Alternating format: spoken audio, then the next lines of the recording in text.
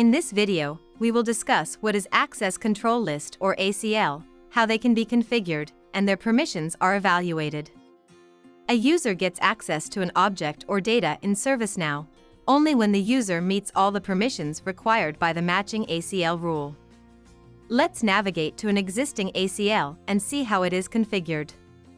For that, we need to type Access Control in the navigation panel and click on Access Control module. So, here's a list of all the ACLs, which are configured or available out of the box. For the purpose of this video, let's look at any existing ACL. We will open an ACL for a change request process and see how it looks like. This is a form of ACL. The first field on the form is type. This field determines the kind of object this ACL rule secures. This field becomes red after the ACL rule is created. This means that if we want to change the type, we must delete the ACL first and create a new one with the correct type. The next field on the form is operation. The values or list in the operation fields are determined by the type value, and this ACL rule can only secure one operation.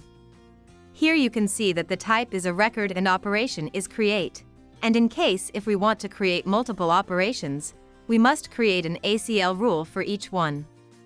And then we have the admin override field. Enabling the checkbox will have the users with the admin role automatically pass this ACL rules permission check. There's also an advanced checkbox. Selecting it enables a new form to appear below, which is a script.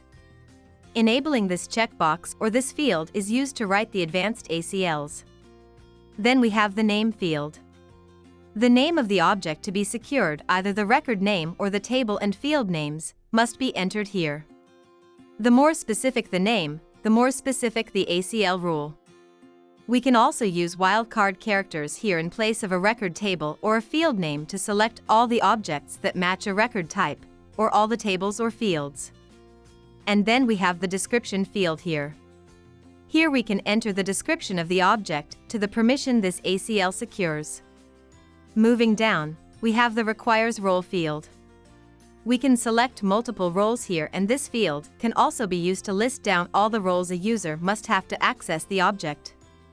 So, if we select the multiple roles, this means that a user with any one of the listed role can access the object. And then we have the condition builder here. We use this condition builder to select the fields and the values that must be true for users to access the object. In case of the advanced ACLs, we have the script field, where we can write a custom script describing the permission required to access the object. There are few key points, which we must note that an ACL rule only grants our user access to an object if the user meets all the permissions required by the matching ACL rule. So, this means that the condition must evaluate to true. The script must evaluate to true or return an answer variable with the value of proof, and the user must have one of the roles in the required row list. If the list is empty, the condition evaluates to true. And the matching table level and the field level ACL rules must both evaluate to true for a user to access the object.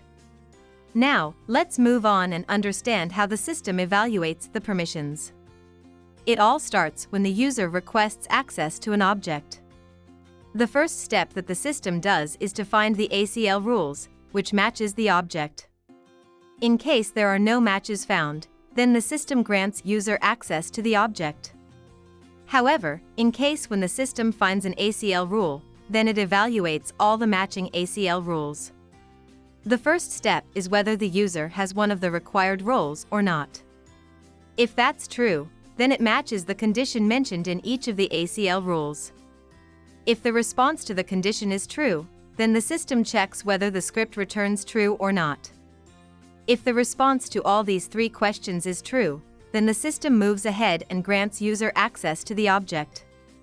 However, if the response to any one of these questions is no, then the system denies the user access to an object.